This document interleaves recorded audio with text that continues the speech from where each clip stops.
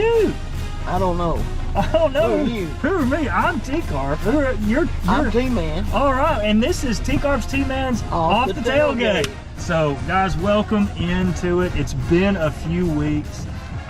Life has happened for both of us, but we are in here and we are about to talk some Vols football. Steve, we missed a few weeks, but we missed the off week, and then we missed Texas A&M. This team's 5-1. What the heck? 5-1. What do you think about this? So, like we all watched the Texas A&M game, and you know, defensive genius Heupel's what I've always said. I don't know about you, but I mean, what was that game? I mean, I love defense.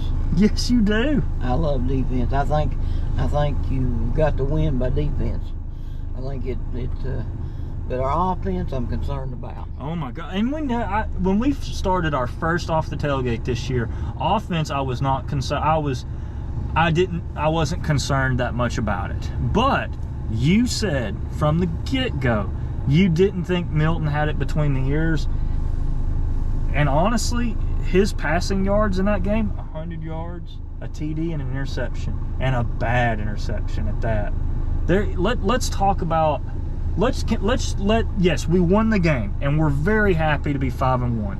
But let's discuss things that need to be discussed. What's going on there? You know, you've coached football. You know, what is going on with his mentality? What's your thoughts there? Well, he's doing the same thing he was doing first year he was here. Yep. I mean, we're looking at a guy just, if this was a freshman getting here, he's 3 years under the system. I mean, he's not a freshman, sophomore. We're talking about 3 years under Heupel's system. 3 years before he got here under a college system. We're talking about someone that's 6 years of experience at the college level. And what I was concerned about from the first one we said, with him, here comes pressure, here comes getting hit, run out of bounds. Yep. He did it twice in this game. Here's the yardsticks. You can get a first down. You can keep moving. Right. And here comes pressure, and I trip out bounds. There was a 4th and 2 that he did that. He's rolling out to his right. They're trying to make this decision. He doesn't go for the first down. He kind of tiptoes out of bounds, sorta, and then he throws the ball once he's out of bounds. It's like, what are you doing? And he handed the ball off. Now, he had 2 really good runs toward the middle and latter part of the game. I think in the third quarter. Third quarter, he runs over somebody, stands over. Reason being, I would like to know who said something to him. Because I guarantee you someone said running mad. He was running, I'll show you. And he was running because somebody got in his case. Well, good, yeah, and maybe somebody needs to get in his case. But we're going down in Birmingham. And we're going to be playing the 3rd week of October. It's the 3rd Saturday in October. This is one of the games. This is Bear Bryant, General Neyland. All the greats have played in this game. Saban has never been beaten by a mediocre quarterback and mediocre quarterback play. Hugh Freeze, when he was at Ole Miss, beat him twice. Yeah. Hugh Freeze had pretty great quarterback play during those times. Johnny Manziel beat him. Yep. And with good quarterback play, Jimbo beat him. Yeah. He got beat by Clemson. I mean, you can count it many hands by the time this guy's been beat. But it was a good quarterback play. Right. Even back when Butch was here, and we was going to keep Dobbs. For some reason, I never did understand why. I mean, he looked great in an orange and white game, but Dobbs was not going to get in. They put Dobbs in. I remember that game. And I mean, We didn't win, but we ran all over them. If we'd had a defense who would stopped. Yes. I mean, they got 3 first downs in a row. Defense couldn't stop them. We was in that game. Yeah, I remember that. That's why you beat. That's how you beat. And I guarantee, they're going to stop the run. They're going to put eight in the box. Mm-hmm. They're going to go. They're going to not have no. You run if you want to, but we don't believe you're going to run. They're going to say, if I'm Saban, he's going to do that, and he's going to say, you're going to have to trust Milton to beat me throwing it. Because I don't believe you can.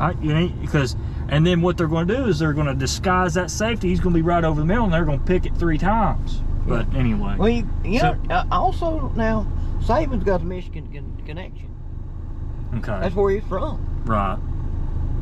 So he knowed about Milton when he got to Michigan. Right.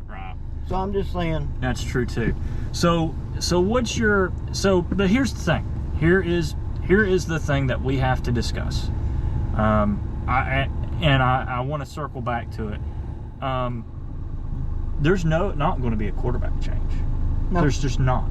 No. So people that say, "Oh, Nico needs to start," all that, he ain't going to start. Let me make that abundantly clear. Mm-hmm. That's not going to happen. Now, we can all debate on does that need to happen, but they are not going to do it. And I think you had some insight at why. What's your insight there?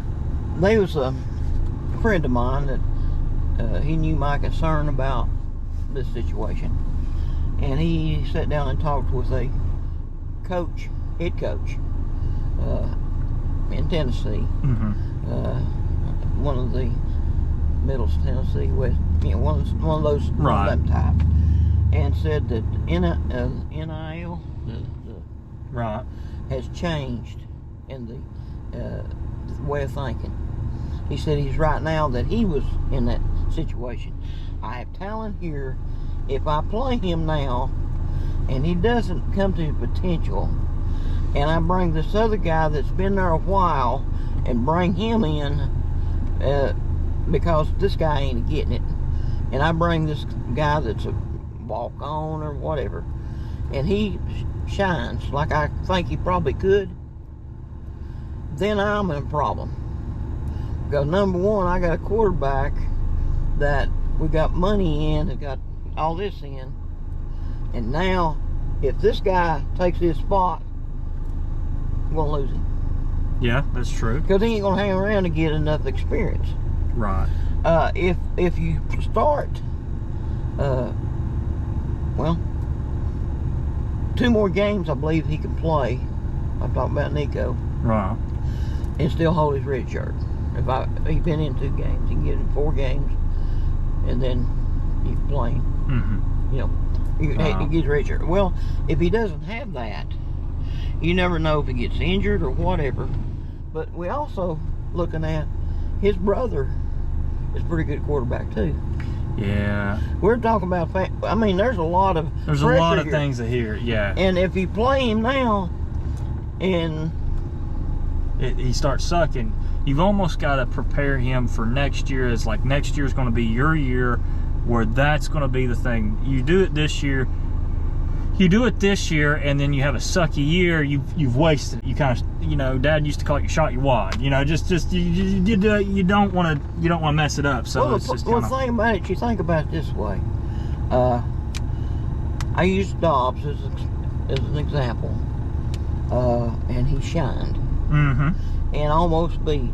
Or if he'd been put in early enough, had a little defense, that could change then.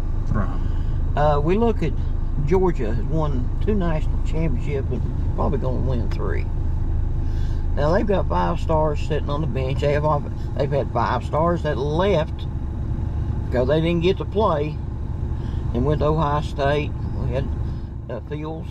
Yep. A lot. It's been a controversy, and that was before the NIL really become a big deal. Right. But again, I'm telling you, Heupel's system is taking care of the ball, getting the playmaker the ball in hand, been able to run the ball. Yeah, they're a run first offense. Like it's all like yeah. And right now, what we've got, anybody that's watched this game, is take the ball and hand it, you run. Take the ball, hand it, and you run. I guess the sickness I got was when we playing that who was that nobody we played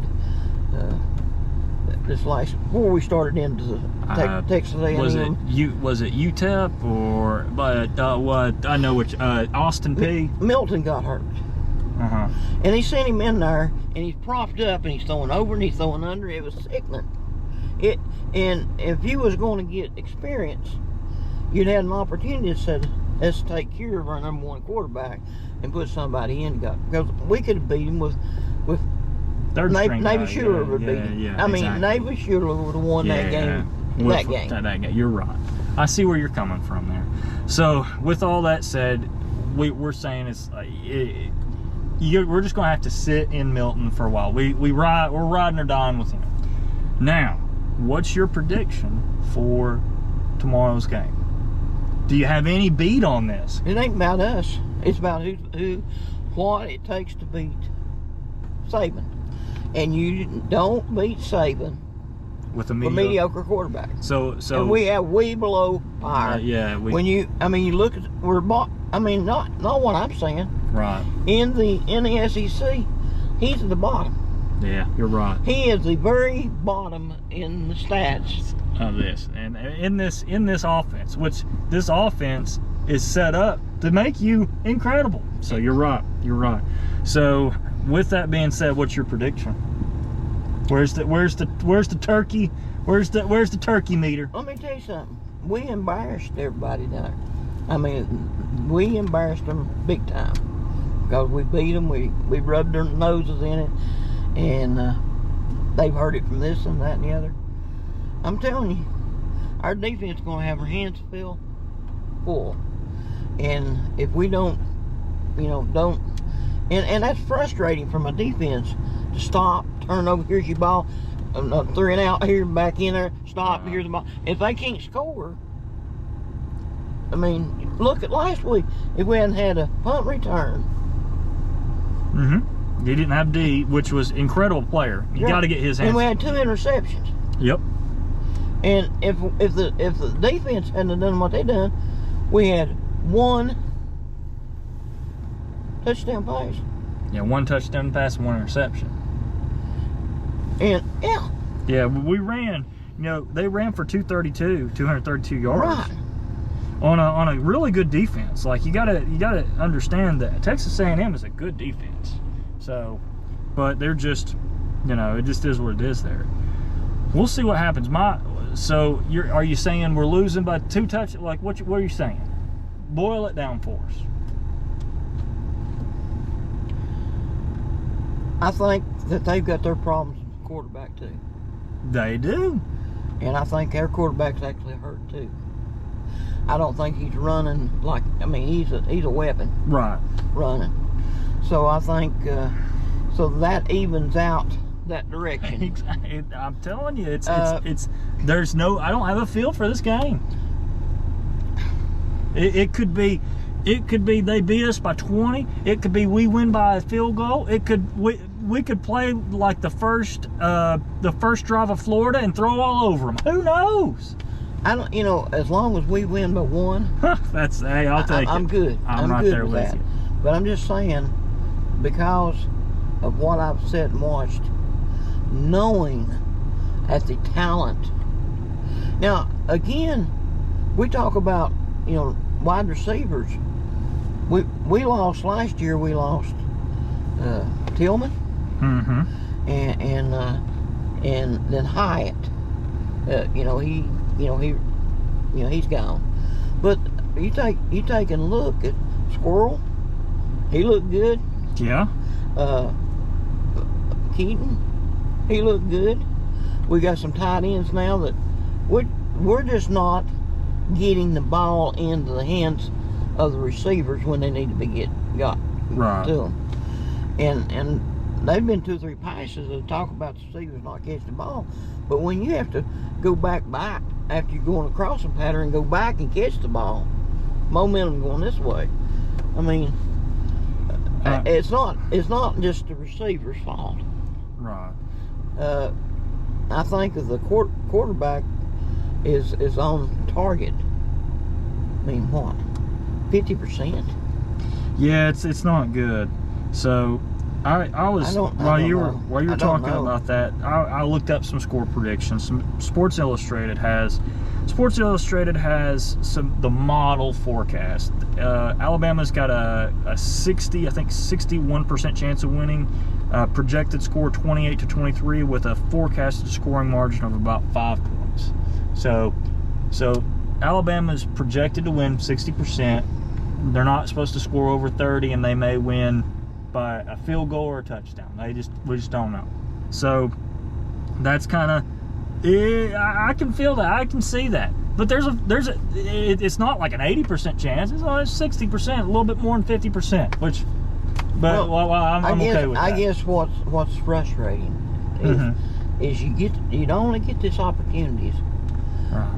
I mean, just a few times in your ball fandom life to not get absolutely obliterated by Alabama. And they don't have a world beater. And what we said and lived through, which I'm still having a problem with Florida. No, I know. I mean, really and truly, because of quarterback play. Yep. That I agree. So and I'm just saying. No, I know. You know, I watch other schools. I mean, we see with walk-on, with 5-stars sitting on the bench, 2 national championships. Clemson winning national championship, freshman quarterback. They should have come to Tennessee. That's what bugs the snot out of me. You've got to. I don't like holding talent. I think you just need to play the best guy. So, but again, I haven't coached. Next game I coach will be my first. But anyway, guys, my prediction is Tennessee loses by a field goal. What's your prediction? In stone? No, it's not in stone, but I want us to win, but I don't see how we can win with the quarterback play. So I'm gonna say Tennessee 13, Alabama 28. That's hey, I understand. Bold predictions here, guys. We're wrong. Leave us a comment. Tell us we're right. Tell us we're wrong. Tell us we're 2 dudes in a car. That's fine. Whatever. But like, subscribe, and share. Again, for Tcarp, this is Tman. Or what was it? This is T. I said for Tcarp, this is T. I totally messed that up. But anyway, bye guys. Y'all be good. We don't know who we are. That's right.